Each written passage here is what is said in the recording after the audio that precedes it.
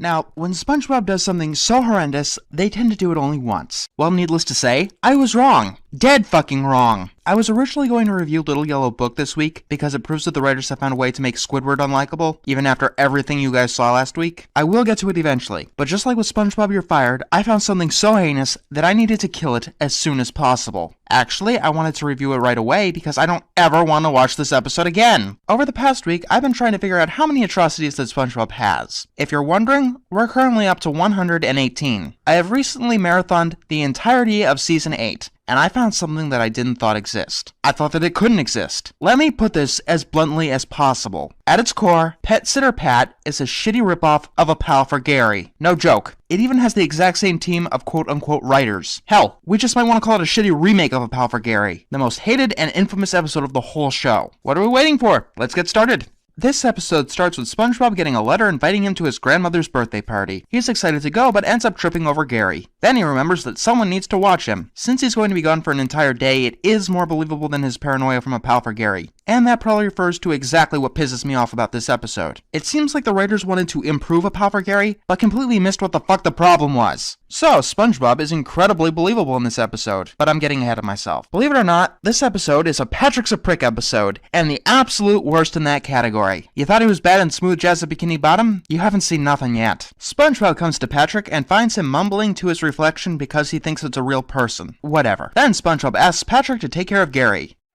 Are you going off the grid? What? Don't worry, I know what to do. Why would you assume that?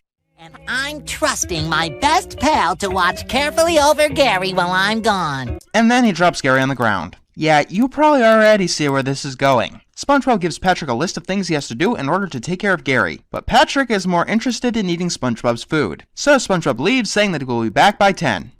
Then you better— SpongeBob, don't you trust me? I am the most responsible guy you know. Bite me! SpongeBob leaves, and Patrick tries to read the list. Unfortunately, he holds it upside down, thinks that SpongeBob has terrible handwriting, and throws it away. He then offers to take Gary for a walk, but indigestion catches up with him and he rushes to the bathroom. And then he ends up staying there until late at night. When he gets out, Gary is obviously weak and hungry. Patrick tears open the food bag and eats the entire thing right in front of Gary. Did I tell you how much I despise these writers' guts? Then Patrick goes looking for more food while he cuts a SpongeBob at his grandmother's. It seems that she made him a special gelatin snail, prompting him to be worried about Gary. He uses the phone, and Patrick says that Gary is absolutely fine. Guys, just because I can believe SpongeBob's ignorance and his concern does not mean this episode is better. It's actually worse, because you've used this as an excuse to make Gary's treatment more cruel. You don't fucking believe me? When SpongeBob tells Patrick to give Gary a bath, things get really fucking bad. Patrick holds Gary underneath his smelly pits, claiming that Gary smells bad, and then he turns on the sink. Then he fills the sink with snail food.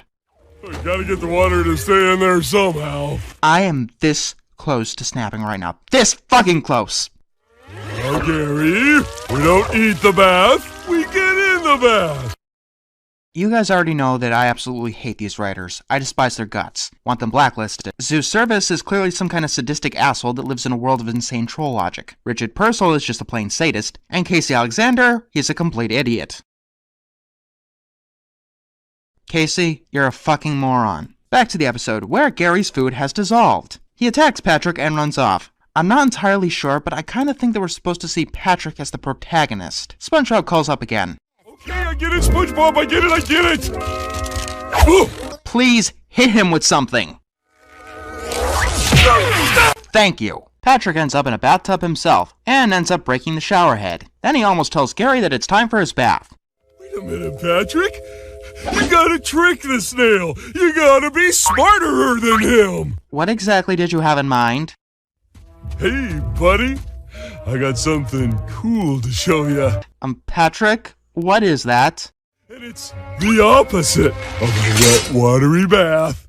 What do you mean by that? Check it out.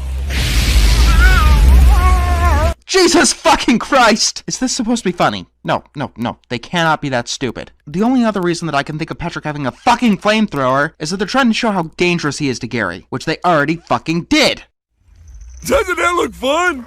I have nothing. I have literally nothing to say to that. Look, this goes beyond stupidity. I've said in the past that you made a character too stupid when they're doing something that could not conceivably have a positive outcome. But they're way past the point of no return with Patrick. This character is a monster. A literal monster. Yeah, pretty much exactly like Puffy Fluffy. This thing needs to be locked up before it can cause any more pain and suffering. His charming stupidity from the early seasons has morphed into the most hated character on the show for me. More than SpongeBob, more than Karen, and even more than Mr. Drive You to Suicide Krabs.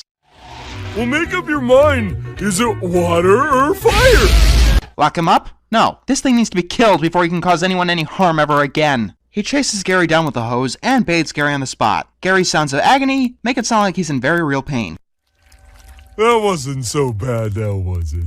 You chased him down with a fucking flamethrower, you brain-dead burdens everyone around you. And a can of food falls on Gary because our writers think that pure pain is funny. Oh, now I gotta dry you off.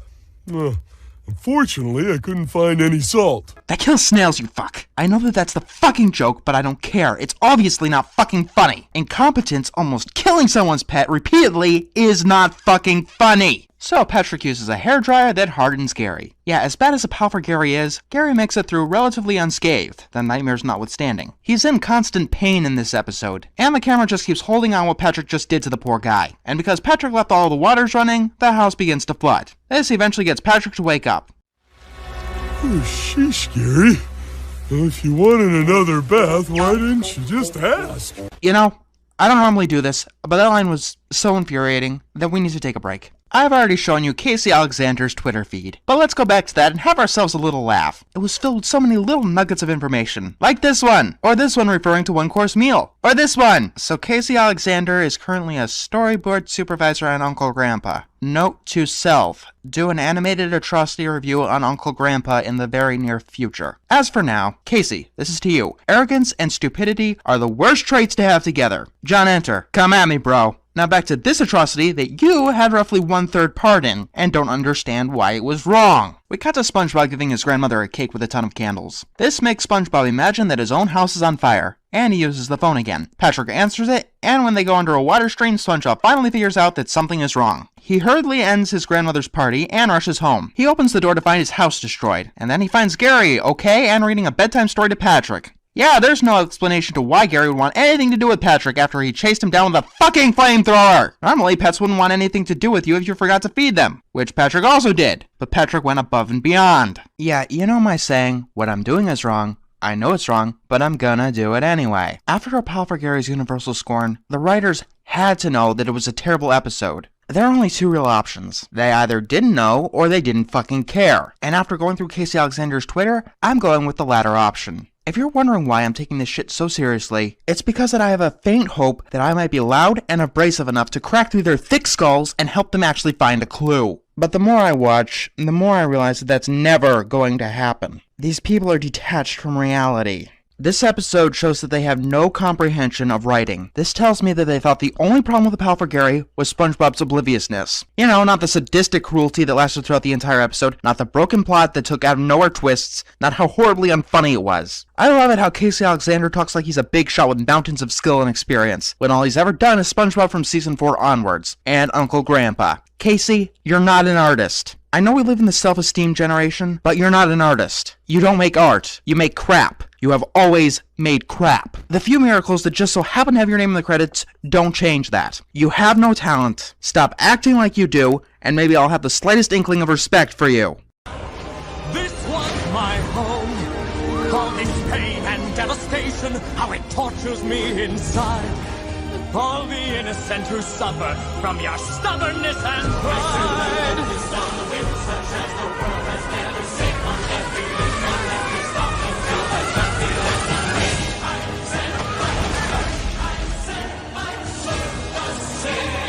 You who I called brother, why must you call down another blow?